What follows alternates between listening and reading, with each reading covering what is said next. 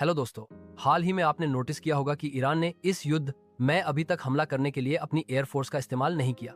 आखिर कहां है ईरान की अपनी एयरफोर्स? ईरान अपनी एयरफोर्स में लेटेस्ट फाइटर जेट्स लड़ाकू विमान क्यों नहीं जोड़ पाया है? इसके पीछे कई प्रमुख कारण हैं।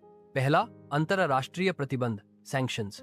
अमेरिका और पश्चिमी देशों द्वारा लगाए गए कठोर प्रतिबंधों के कारण ईरान आधुनिक लड़ाकू विमान न तो खरीद सकता है और न ही उनके कलपुर्जे मंगा सकता है। उदाहरण, ईरान ने रूस से Su-35 खरीदने की कोशिश की थी, लेकिन यह सौदा रद्द हो गया। दूसरा कारण, आर्थिक संकट और खर्च। एक आधुनिक फाइटर जेट जैसे F-15 या Su-35 की कीमत करोड़ों डॉलर में होती है। इसके अलावा रखरखाव, मेंटेनेंस, पायलट ट्रेनिंग और इंफ्रास्ट्रक्चर पर भी भारी खर्च होता है। ईरान की अर्थव्यवस्था, जो पहले से ही तेल बिक्री पर निर्भर और प्रतिबंधों से जूझ रही है, इतना बड़ा खर्च वहन नहीं कर सकती।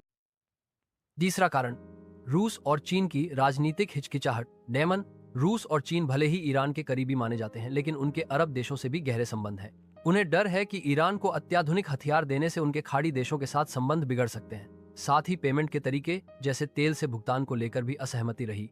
अब से चौथा कारण, घरेलू तकनीकी क्षमता की कमी।